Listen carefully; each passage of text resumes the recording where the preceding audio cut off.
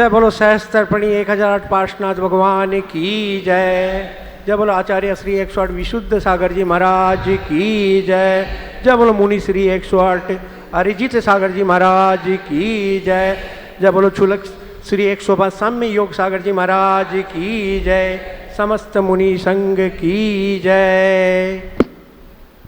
अब मैं दीप प्रज्वलन के लिए श्रीमती विनीता रारा, श्रीमती विनीता बरजाल से अनुरोध करता हूँ वे आगे आके दीप प्रज्वलन करें। दीप से दीप जलाते चलो, दीप से दीप जलाते चलो,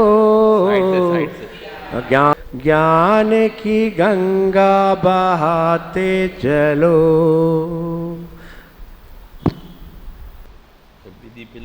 अब मैं मंगलाचरण के लिए श्री सरिता जी जहाजरी से अनुरोध करता हूँ कि वे आगे आएँ और कार्य की भी शुरुआत मंगलाचरण से करें। बोलिए आचार्य श्री 108 विशुद्ध सागर जी महाराज की, मुनि श्री 108 अरिजीत सागर जी महाराज की, छुल्लक जी 105 साम्य योग सागर जी महाराज की, आचार्य संघ की। हो बाबा तेरी रहमतों का, हो बाबा तेरी रहमतों का हुआ एहसास, बाबा तेरी रहमतों का हुआ एहसास। खुशियाँ पता पूछती हो, खुशियाँ पता पूछती, मेरा ढूंढती है घर। खुशियाँ पता पूछती, मेरा ढूंढती है घर। ओ बाबा तेरी रहमतों का हुआ एहसास, खुशियाँ पता पूछती हो,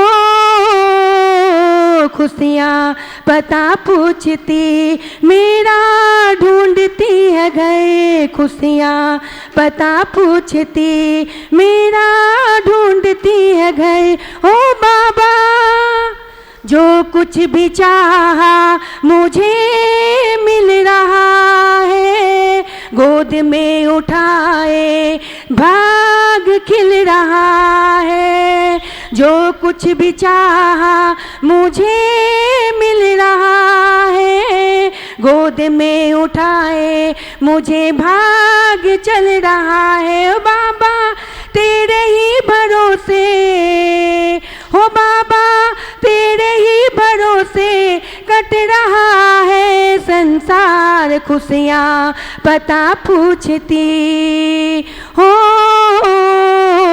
खुशियाँ पता पूछती, मेरा ढूंढती है घर। खुशियाँ पता पूछती, मेरा ढूंढती है घर।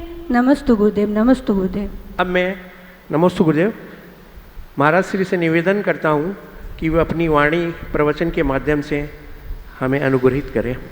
ओम नमः सिद्धेभ्यः,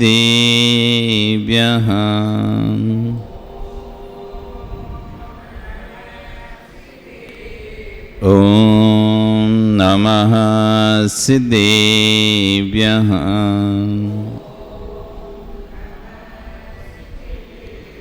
ओम नमः सिद्धेभ्यः।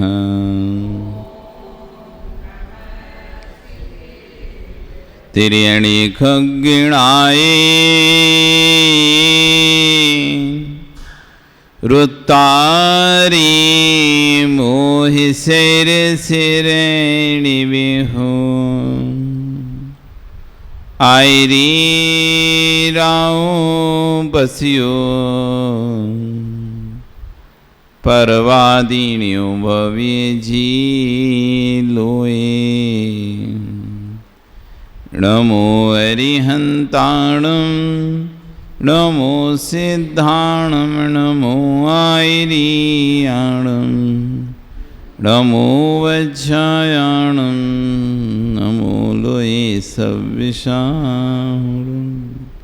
बोले अनंत नसीब परमेष्टि भगवान की, आदि ब्रह्म आदिनाथ भगवान की, वर्तमान शासन महावीर भगवान की, आचार्य श्री कुलबद्ध स्वामी महाराज जी की, आचार्य गुणाचार्य विराग सागर जी महाराज जी की, आचार्य गुरु श्री अक्षर विश्व सागर जी महाराज जी की, अहिंसा में विश्व धर्म की।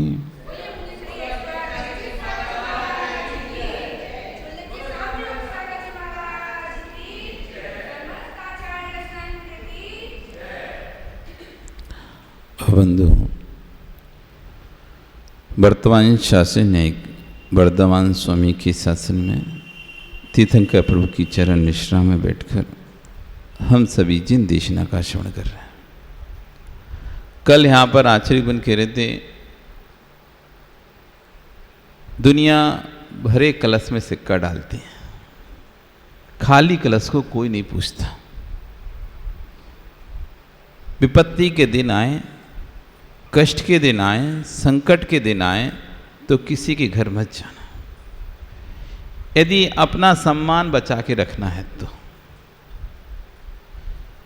सूखी रोटी खाना स्वीकार करना, पानी पीकर सो जाना स्वीकार करना, लेकिन संकट के कष्टों के दिनों में किसी घर मत जाना।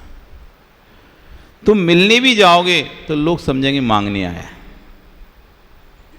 वैसे तुम जाओगे तो लोग कहेंगे बहुत दिनों बाद आए, आते नहीं हो तुम लोग, कब आते नहीं हो, आया करो आया करो।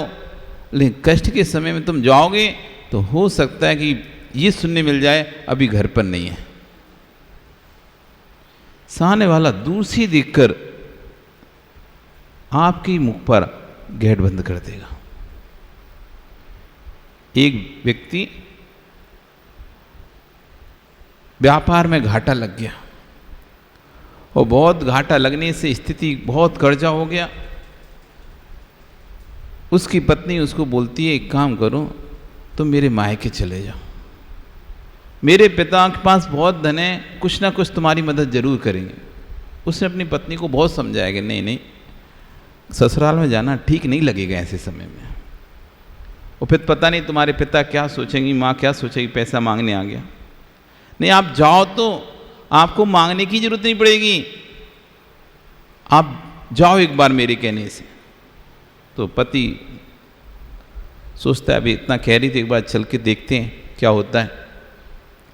इधर जब इसको घाटा लगा तो सब खबर तो पता चली जाती। ससुराल में बात पहुंच गई थी कि सब पैसा चला चुका है और बहुत सारा कर्जा है, कर्जे में भी डूब चुका है। उनको भी लग रहा था कि नियम से यहाँ पर आएगा। ये पति जब निकला गांव से तो उसकी पत्नी ने कुछ चने आदि कुछ पोटली बांध दिए थे कि रास्ते में कुछ खाने के लिए लगेगा तो रख लो। ये जाता है 2 दिन का सफ़र तय करके अपने ससुराल की ओर पहुँचता है।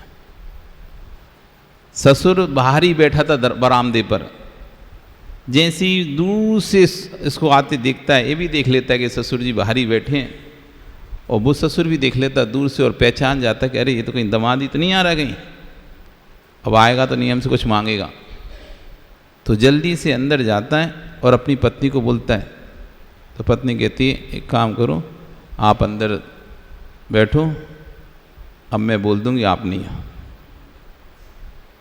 अभी नहीं हो आप, और अभी गेट लगाओ, अपन थोड़ी देर तक तो खोलेंगे ही नहीं, फिर बाद में देखते हैं। ऐसे उन्होंने प्लान बनाए और वो जल्दी से अंदर गया और गेट बंद कर देते हैं, मुख्य द्वार। दूर से वो देख लेता है दामाद कि अभी बैठा था, वो बंद कर दिया। पहुंचता है तो नौकर चाकर रहते हैं, पूछते हैं कहाँ गए, तो बोला बाहर गए, अभी है नहीं है, 1-2 दिन बाद आएंगे। वापस लौट आता है। लौट रहा है तभी उससे अचानक एक व्यक्ति मिला रास्ते में, जो कि एक देव था जो किसी दूसरे देव के द्वारा किलित कर दिया गया था। उसकी एक मणि मिल नहीं रही थी, जिससे उसकी सारी शक्तियाँ विलुप्त हो गई थी। तो उससे पूछा, भाई मेरी मदद करो, और मेरी एक मणि है यहाँ पर घूम गई है, मुझे मिल नहीं रही, आप मेरी मदद करके उसको ढूंढवाओ। और व्यक्ति उसकी मदद करता है और मणि को ढूंढवा देता है और मणि वापस देता है, और इससे उसकी पुरानी शक्तियाँ सारी वापस आ जाती हैं। वो प्रसन्न होकर पूछता है, तुम कहाँ रहते हो और तुम कैसे यहाँ पे, क्या? वो अपनी सारी व्यथा बताता है। उसने कहा ठीक है, अब आप अपने घर जाओ, सब अच्छा होगा आपका। जब वो घर पहुँचता है तो देखता है कि घर में तो जो पुराना मकान था वो तो बढ़िया अच्छा, उसमें तो खूब साज सज्जा हो चुकी है और खूब धन पैसा उसके घर में है। पत्नी क्या सोच रही थी कि पिता के देखो मैंने कहा था पिता के पास जाओ, सो पिता ने देखो इतना सब गाड़ियाँ भर के अनाज भेज दिया है, पैसा भेज दिया है। वो जाता है और पत्नी को देखो मैंने बोला था ना पिता के घर जाओ कुछ ना कुछ करेंगे। वो मन ही मन में सोचता है कि तुम्हारे पिता ने जो किया है ये तुमको पता चल जाएगा तो तुम शायद पिता भी ना भूलो ना। वो पत्नी कहती है इतना देखो पिता ने किया, एक बार अब तुमको फिर उनके पास जाना चाहिए। तो उनका बिल्कुल जाऊंगा। अब फिर पता चला कि इसके पास तो बहुत धन आ गया और ये भी बढ़िया हाथी घोड़े पे बैठ के आज ठाट बाट से गया। अब की बार उल्टा था, पहले से ससुराल में पता था तो उन्होंने पहले से पलक पावड़े बिछा के बैठे हुए थे कब दामाद जी आ रहे हैं। पूरा अच्छे से कारपेट बिछवा दिया, आने के रास्ते को स्वच्छ करा दिया, पूरा घर सजवा दिया, अच्छे नए पकवान खूब पकवान बनवा के रखवाए, 56 भोग बनवाए, क्यों दामाद आ रहे हैं। दामाद पहुँचे, देखा बहुत अच्छा स्वागत हुआ और जब वो बैठा खाने के लिए तो उसने एक एक कौर तोड़े, कभी अपने गहनों को लगाए, कभी अपने वस्त्रों को लगाए, कभी अपने कड़ों को लगाए। तो सास ससुर समझते लगता है पैसा ज़्यादा आ गया तो पागल हो गया पगला गया ये कैसे काम कर रहा है। खाने की सामग्री को मुंह में खाना चाहिए कि ना कि वस्त्रों से लगाना चाहिए। उससे पूछा क्या कर रहे हो, ये खाओ ना, इन वस्त्रों क्यों लगा रहे हो। तब उसने कहा ये भोजन मेरे लिए नहीं है, ये भोजन संपत्ति के लिए है। इससे पहले भी मैं आया था जब संपत्ति नहीं थी तो आपने मेरे मुंह पर गेट बंद कर दिया था, प्रवेश भी नहीं कर दिया था और कह दिया था घर पे नहीं है, और आज संपत्ति है तो आप कैसे आवभगत कर रहे। ये आवभगत मेरी नहीं थी, ये आवभगत इस संपत्ति की, इसलिए मैं संपत्ति को ही खिला रहा हूँ। तो इसलिए आचार्य कह रहे हैं विपत्ति समय जब पुण्य साथ नहीं दे रहा हो तो तू जिसके घर जाएगा भी यही कहेगा कि कुछ मांगने आया है, कुछ मांगने आ गया। देगा कम सुनाएगा ज़्यादा, देगा कम ऐसा ही होता है। देते कम है लोग, सुना ज़्यादा देते हैं। जब कष्ट का संकट का समय होता है एक कपड़ा भी देंगे ना तो 4 बार सुनाएंगे हमने तुम्हें कपड़े दिए। 1000 रुपये भी देगा तो 4 बार सुनाएगा हमने तुम्हारी मदद की थी, 1000 रुपये की हमने तुम्हें मदद की तुम्हारी मदद की। तो आचार्य करके देगा कम सुनाएगा ज़्यादा, संयोग कम करेगा व्यथाएं ज़्यादा गिना देगा। सहयोग कम करेगा और व्यथाएं ज़्यादा दे देगा। एक सम्मान भी ज़रूरत थी किसी के घर में तो अरे इसकी बहुत ज़रूरत है, एक सिलाई मशीन दे के आया। लेकिन सिलाई मशीन तो दे के आया, साथ में एक फ़ोटो भी खिंचवाया, वो अखबार में भी डलवा दिया। अब जिसको नहीं भी पता था उसको भी पता चल जाए भाई इसके घर में कुछ नहीं है, सामने वाले ने मदद की। व्यक्ति देता है उसके बाद उसका प्रचार इतना कर देता है कि सामने वाले जो पता चलता है जिसकी मदद की उसको पता चलता है, वो सोचता है काय को मैंने इससे मदद ले ली, कम से कम अच्छा था किसी को पता तो नहीं था लेकिन इससे मदद ली तो पूरे गांव को पता चल गया कि मेरे पास विपत्ति है, मेरे पास खाने को नहीं है। तो आश्चर्य कर गए जेता कमे व्यथाएं ज़्यादा देगा। इसलिए किसी घर नहीं जाना। अशुभ के दिन आए तो क्या करना चाहिए। माँ ने भी जिसको 9 माह में रखा था उसको देखना पसंद नहीं करती अशुभ के समय में। पिता भी गालों पर खिलाता था, वो भी आज चेहरा देखना नहीं चाहता। जिस बेटे को तुमने सिर पर रखकर खिलाया था वो भी देखना नहीं चाहता। जब अशुभ के दिन आते हैं तब कोई किसी का नहीं होता। ये अनुभव की बात है, सुनो और अनुभव से सुनो, नहीं है तो करके देख लेना। जब तक तुम्हारे पास हरा भरा है, सब कुछ संपत्ति है, चेहरा तुम्हारा खिला है, तब तक सब तुम्हारे साथ है। जिस दिन सब चला जाए उस दिन देखना कौन तुम्हारे साथ होगा। जिन्हें तुम साथ साथ कहते थे भी साथ सबसे पहले छोड़ देंगे, और जिन्हें तुम कहते थे ये साथ नहीं देगा वो ही साथ दे देंगे। बहुत सी बार ऐसा देखा जाता है जिनके साथ हम 24 घंटे रहते हैं, उठते हैं, बैठते हैं, जैसे कहते हैं ना लंगोटिया यार है हमारा, बहुत जिगरी दोस्त है, ऐसे दोस्त भी कष्टों में साथ छोड़ देते हैं। और जिनको हम कहते हैं ये तो हमारा कोई मदद नहीं करता, ये तो हमारा अच्छा नहीं चाहता, ऐसे लोग कभी कभी आपका साथ दे देते हैं। तो आचार्य कह रहे हैं कि अनुभव की बात सुनो, माँ तेरा भाई कितना भी करोड़पति क्यों ना हो, जब तेरे पति के ऊपर संकट आए तो भैया भी सहयोग करने में सोचता है कि करना चाहिए कि नहीं करना चाहिए। कहीं नहीं जाना, कहीं नहीं जाऊं तो कहाँ जाएं? आज चत्तारि शरणम पवजामि, आर्यन शरणम पवजामि, सिद्धे शरण पवजामि, साहु शरण पवजामि, केवली प्रीत प्रणतम धम्मम शरण पवजामि। कहीं जाना केवली द्वारा कहे हुए धर्म की शरण में चले जाना। धर्म एक ऐसा है जिसके सहारे आप अपना जीवन व्यतीत कर सकते हो। कष्टों में, संकट में, दुख में कोई यदि आपको सहारा देगा तो धर्म देगा। एक ग्रंथ है समाधि तंत्र ग्रंथ, आचार्य पूजपाद स्वामी महाराज का। जीवन में जब कोई आस ना देखे, कोई सहारा ना देखे, सब जगह से निराश हो जाओ, वो ग्रंथ एक ऐसा ग्रंथ है समाधि तंत्र ग्रंथ आचार्य पूजपाद स्वामी का, अमृत है। जहाँ जीवन की आशाएं छूट जाती हैं वो ग्रंथ पढ़ ले जीव, संसार से कोई आशा नहीं और उसके एक अलग ही एक उम्मीद उसके जाग जाती है, सब पर है, ये तो पहले ही होना था, मैं समझ नहीं पाया, आज समझाऊं, जब समझा तब सही समझा। इतना अच्छा ग्रंथ है। कौन अपना कौन पराया ये सब दिखाता है वो। मैं व्यर्थ में कष्ट संकट झेल रहा हूँ, व्यर्थ में मानसिक व्यथा झेल रहा हूँ। अगर मैं पहले से ही सोच के बैठता कि मेरा कोई नहीं है तो मुझे व्यथा होती ही नहीं। मैं पहले से मान के चलता हूँ मेरा हर कोई है, सब मेरे हैं, सब मेरे हैं, सब मेरे हैं। और जब वो उम्मीद टूटती है ना, व्यक्ति आशाएं बहुत कर लेता है दूसरे से, उम्मीद बहुत जल्दी लगा लेता है।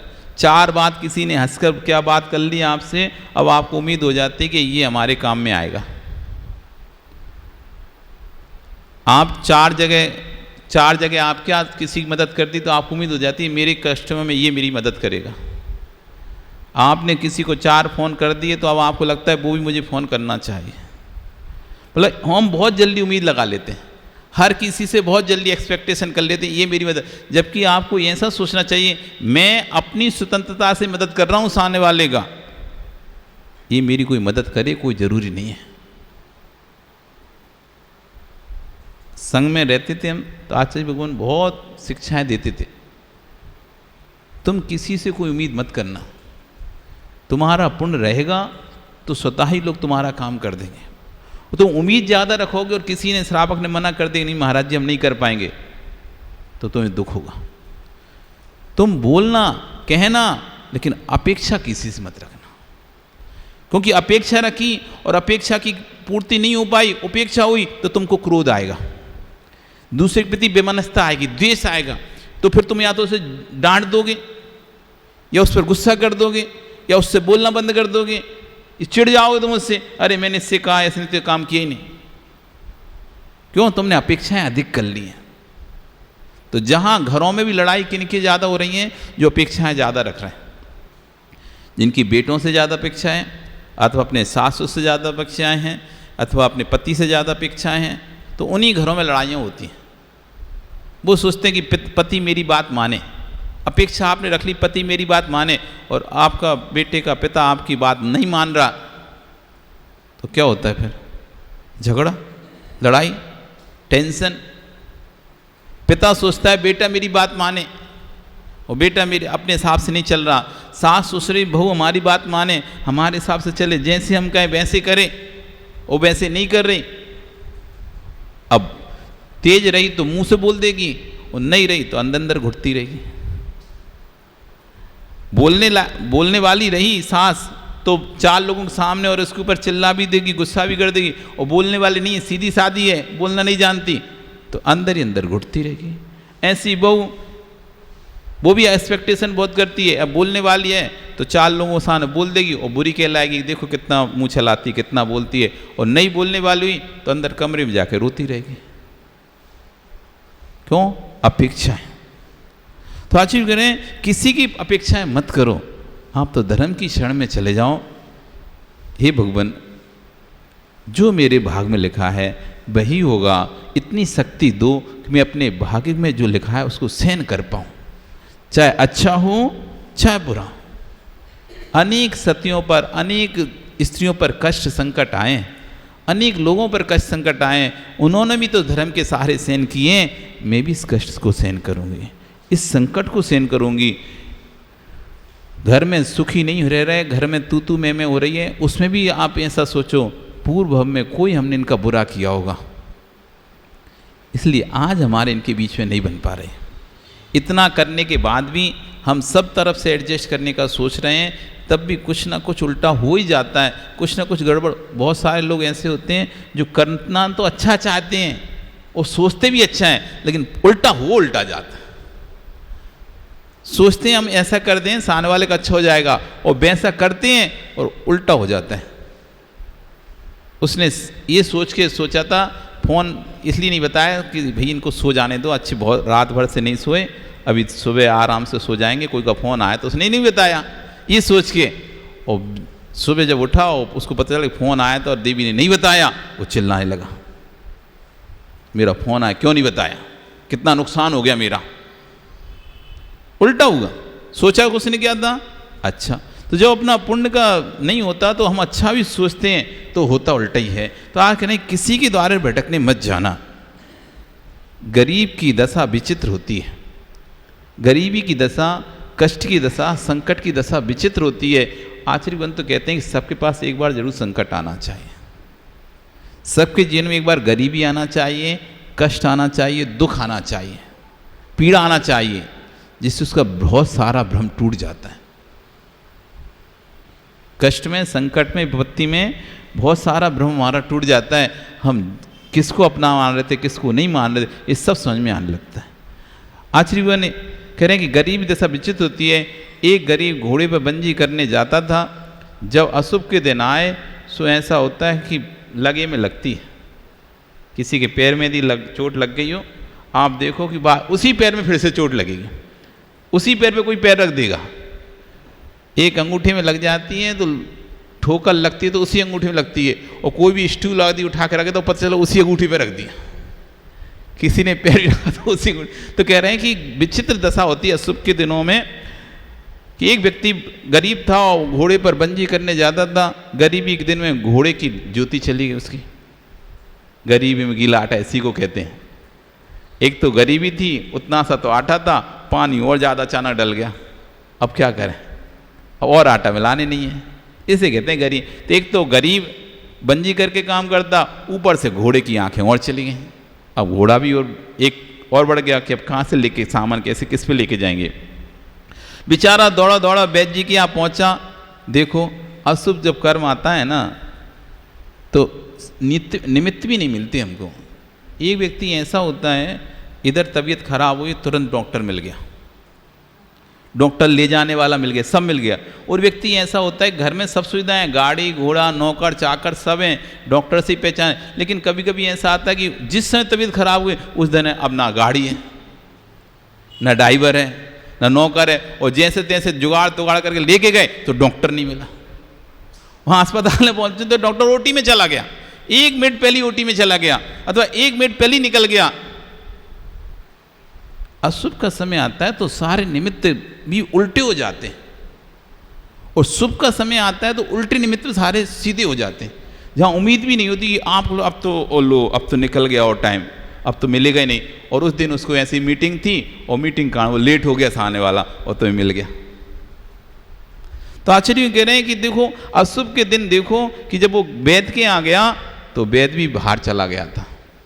अब बेचारा गरीब वैद्य पुत्र से कहता है, भैया आचार्य कहते सबके दिन एक से नहीं होते, तुम एक काम करो, मेरे घोड़े की आंखें फूट चुकी हैं, कोई दवाई हो कोई अंजन हो तो तुम लगा दो। तो पुत्र कहता है मुझे तो कुछ नहीं पता कि कौन से अंजन से आंखें आती हैं, अब आप थोड़ा इंतजार करो, वैद्य जी आएंगे 1-2 दिन में तो लगा देंगे। तो कहते मेरे पास इतना समय कहाँ, रोज कमाना रोज खाना है, 2 दिन तक भूखा थोड़ी ना रहूँगा, आप तो कोई भी लगा दो। तो कुछ हो गया तो वो कह रहा है कि भाई फूटे की अब क्या फूटेंगे, अब घोड़े की नेत्र तो ज्योति चली गई हैं, अब तुम कुछ भी लगाओ या आएंगी, अब और क्या चाहिए। तो कुछ नहीं होता, फूटे की क्या फूटेंगी, उसके तो नेत्र फूटी गए, लेकिन जितने नेत्रों के अंजन तुम्हारे पास रखे सब निकाल के लगा दो। एक एक सलाखा आप मेरे घोड़ों की आंख में लगा दो। वह वैद्य पुत्र बोला कुछ हो गया तो? वह कहता तू चिंता मत कर, घोड़ा मेरा है, कुछ भी होगा तो मेरे ऊपर आएगा, तेरे ऊपर नहीं आएगा। उस वैद्य पुत्र ने गरीब की बात स्वीकार कर ली और घोड़े की आंखों में एक एक अंजन लगाता चला गया, और आखिरी में एक ऐसी अंजन सलाखा फंसी जिससे घोड़े की ज्योति वापस आ गई। ये किस प्रसंग पे सुना रहे थे कहानी? ये इस प्रसंग पे आचार्य भगवान कहानी सुना रहे थे कि भैया कितने सारे मंदिर बन रहे हैं, कितनी मूर्ति, कोई कह रहा है कितने सारे मंदिर, इतनी सारी मूर्तियाँ क्यों बना रहे हैं, इतनी मूर्तियाँ क्यों रख रहे थे, मंदिर क्यों बना रहे हैं? तो भैया कौन से भगवान को देखकर किसका सम्यक पैदा हो जाए। देखो वो घोड़े की फूटे हुए घोड़े की आँखें, आँख जिसकी चली गई थी, ऐसे घोड़े की आँखें कौन सी अंजन सलाखा, एक अंजन सलाखा लखी गई और जिससे उसकी आँखें आ गई। इसलिए जितनी ज़्यादा हो भगवान के दर्शन करो, जितने ज़्यादा हो साधुओं के दर्शन करो। जो भी साधु के दर्शन, कहीं भी बाहर भी जाओ ना तो पता कर लो आसपास कोई साधु तो नहीं है, कोई महाराज तो नहीं है। अपने साथ जैसे आप अपनी पेटी में एक एक साड़ियाँ रखते हो, ये इसकी साड़ी, ये मेहंदी की, ये हल्दी की, ये घूमने की, ये नाइट की, ये दिन की, ये दोपहर की, ऐसी एक साड़ी हमेशा अपने साथ लेके जाया करो आहार की। क्या पता मुझे वहाँ पर जहाँ मैं जा रहा हूँ वहाँ मुझे समय मिल जाए और आहार देने का मौका ही मिल जाए, तो उस समय मैं ये ना कहूँ ओहो मैं तो कपड़े नहीं लाया। क्या जाएगा, 10 की जगह 11 कपड़े चले जाएंगे, 10 की जगह 11 वापस आ जाएगा, उपयोग नहीं होगा तो। लेकिन कभी ऐसा मौका मिल गया कि हम थे, देखा कि अरे कोई हार कराने वाला भी नहीं दिख रहा, कोई है भी नहीं है, और आप थे, आपके पास कपड़ा था, आप तुरंत अपने कपड़े बदल के पहुंच गए चौकी में, आप एक साधु के हाथ आए, कितनी शांति का वेदन करोगे आप।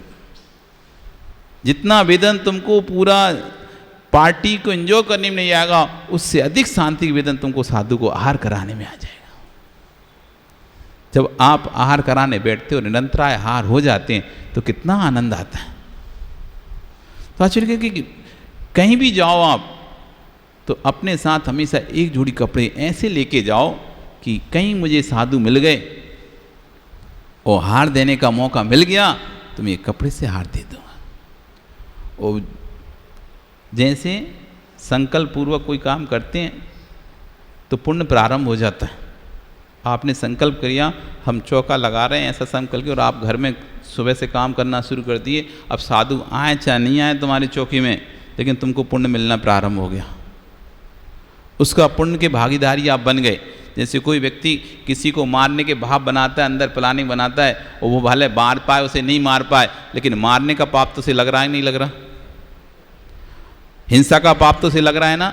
ऐसी आपने अपने सूटकेस में कपड़ा रख लिया, एक जोड़ी कपड़ा, साधु मिलेंगे, मैं जा तो रहा हूँ, मिलेंगे तो आहार दूंगा, आपको आहार दान का पुण्य प्रारंभ हो चुका है। क्यों? अपनी संकल्प पूर्वक ही रखा है कि मिलेंगे तो पक्का मैं दे दूंगा, मेरे को समय मिलेगा, साधु मिलेंगे तो मैं रख ले रहा एक, तो आपका उसी समय से वो संकल्प भाव चल रहा है, मिलेंगे तो दे देंगे, और आप उसी हिसाब से ढूंढते भी हो, जा रहे मंदिर, हाँ देखा कोई साधु तो नहीं यहाँ पे, दर्शन करने गए कोई साधु तो नहीं यहाँ पे, महाराज तो नहीं आसपास, आपने पूछ लिया और उनके हाँ पास में ही महाराज हैं, अच्छा चलो चल के देखते हैं, और वहाँ देखा कि भी आहार का समय है और कहाँ हम दे सकते हैं, और तुमने तुरंत बदल के दे दिए। आपको कब से पुण्य मिल रहा था? जब से आप घर से निकले थे, आपने अचेटी में कपड़ा डाला था, तब से लेके अभी तक आपको पुण्य चल रहा था। और आप ऐसे कपड़े लेके जा रहे हो तो पाप के ही भागीदारी हैं आप शादी पार्टी के लिए, सगाई आदि के लिए, घूमने फिरने के लिए अपनी अटैची तैयार कर रहे हो, तो आप तभी से आप घूमने जा पाओ चाहे नहीं जा पाओ, चाहे रास्ते में मर जाओ। समझे को ना, फ्लाइट एक्सीडेंट हुआ, कोई लंदन घूमने जा रहा था, कोई कुछ काम से जा रहा था, तो वे भले बीच में मर गए, नहीं घूम पाए, लेकिन वो पाप उनको घूमने का जो था, भोगों का विलास का जो पाप था, उनको लग रहा था। अपने जीवन में छोटी छोटी बातें हैं, इन छोटी छोटी चीज़ों से आप पुण्य कमा सकते हो। विमल कहीं भी जाओ ये भावना रखो मैं मंदिर जाऊंगा, अगर मैं समय पे पहुंच गया अभिषेक के, फटाक से एक लोटा पानी डालूंगा और नहाकर अभिषेक कर लूँगा। अभिषेक नहीं भी कर पाया तो कोई बात नहीं, मैं स्नान करके भगवान के चरण छू लूँगा। ये पर्याय मिली है, मनुष्य पर्याय मिली है, उत्कृष्ट पर्याय मिली है, आपको चरण छूने मिल रहे हैं भगवान। इन माताओं से पूछो, ये चाह कर भी नहीं छू पाते, ये चाहे तो अभिषेक नहीं कर पाती, चाह रही तो छू भी नहीं पा रही। और एक हम लोगों को मिला है अवसर भगवान के चरण छूने का, और हम कैसे अभागे हैं, भगवान के चरण नहीं छू पा रहे। वो दिन निकाल दिया, एक एक दिन एक एक सांस कीमती है। 2 मिनट में देखो 250 लोग चले गए, उन्हें पता भी नहीं था कि 2 मिनट में ही मर जाएंगे। और वो तो ठीक है, और जो खा रहे थे मेस में खाना, उन्हें तो और ही नहीं पता था कि मर जाएंगे। जो हॉस्टल में बैठे भी क्या सोचेंगे, आप बताओ कैसे मरेंगे? इतना सुरक्षित हॉस्टल है, कैसे मरेंगे? तो मृत्यु कहीं से भी जाती है, जमीन से, आसमान से, कहीं से भी आ जाती है। क्या सोचा होगा उन्होंने? कभी सोचा भी नहीं कि इतनी पास में कोई प्लेन क्रैश होता होगा, कभी बुद्धि में आए भी नहीं होगा। देखो ऐसे मौत कहीं से भी आ सकती है, इसलिए एक एक क्षण हमको जो मिल रहा है ना, बड़ा कीमती है। ये हमने पूरा दिन, हमने आज अभिषेक नहीं किया, आपने पूरा दिन भगवान से वंचित रह गए, आपने कितना बड़ा दिन खो दिया। एक एक सांस आपको कीमती मिली थी। सुबह आप जगे थे, आपको भगवान का शुक्रिया अदा करना चाहिए था कि चलो आज का दिन मुझे देखने मिल रहा है, कि अब मैं जाकर भगवान की भक्ति कर सकता हूँ। नहीं तो रात ही रात में सोए सोए चले जाते तो पता भी नहीं चलता। और वो हमने सुबह का दिन ऐसे ही प्रमाण में खो दिया। अब कौन पहने कपड़ा, कौन डाले, अब लेट हो गए 10 मिनट, अब छोड़ो। तो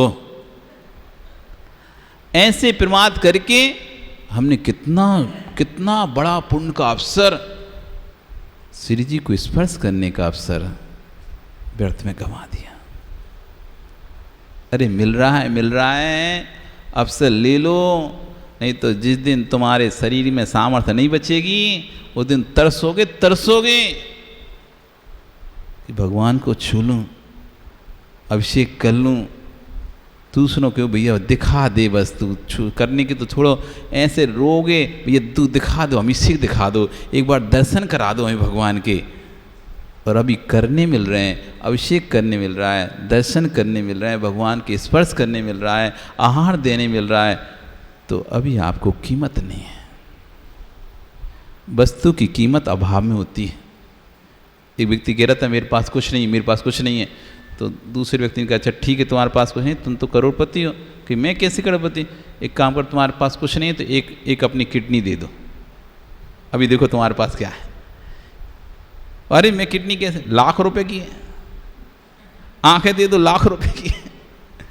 लीवर दे दो, लाखों। क्या नहीं है तुम्हारे पास? बहुत कुछ है। जब ये नहीं होगा तब पता चलेगा कि नहीं है। अभी है ना ऐसी, अभी आपके पास ये शरीर स्वस्थ सब है तो अभी आपको कीमत नहीं। जिन अस्वस्थता हो जाती है और निषेध में आकर्षण होता है। जैसे किसी व्यक्ति कह दो यहाँ पर मत जाना, वो वहीं जाने की कोशिश करेगा, वैसे नहीं जाएगा। जैसे बहुत सारे लोग ना यहाँ पर टॉयलेट करना मना है और तुम पता देखो वहीं सारे टॉयलेट कर रहे हैं।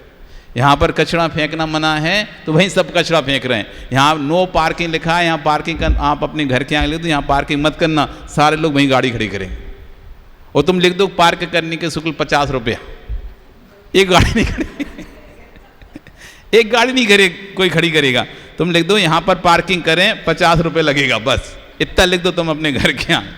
पार्किंग जोन, कोई पार्किंग नहीं खड़ा करेगा।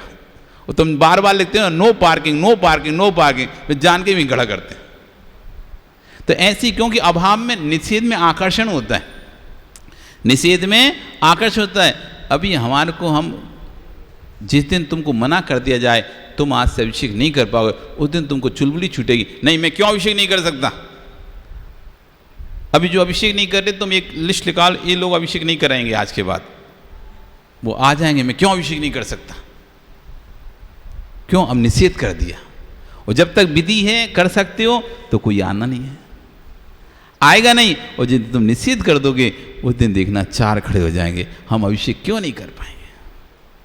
तो ऐसे ही जब तक हमारे पास बुद्धि विवेक है तब तक हमारे भाव नहीं होते। वो जिन बुद्धि विवेक चली जाएगी उस दिन तरसोगी कि मैं करने मिल जाए। तो आचार्यवन कह रहे हैं कि पता नहीं कौन सी प्रतिमा को देखकर, ऐसी हजारों प्रतिमाएं हों, हजारों जिन भी विराजमान हों, पता नहीं कौन सी प्रतिमा को देखकर किस जीव का सम्यक की आँख जो फूट गई थी, मिथ्यात का अंधियारा छा गया था, वो सम्यक रोशनी वापस आए। इसलिए प्रतिमा का वंदना करना, किस प्रतिमा को देखकर किसके भीतर भगवान जग जाए, साधु की वंदना करना, किस साधु को देखकर किसके अंदर बैराग की उम्मीद जग जाए। जिनके घर में संपत्ति रखी हो ये तो भूल ही जाना कि बेटा मेरा नाम बढ़ाएगा। मेरे मित्र जिस बेटे को जन्म देकर के वह बेचारा कहीं चला गया, वे संपत्ति लेकर गए तुझे देकर गए। सत्य बता, जिसने तुझे जन्म दिया आज दिन भर में उनका नाम कितनी बार लेता है, और जिसको तू संपत्ति देगा उसका नाम कितनी बार लेता है।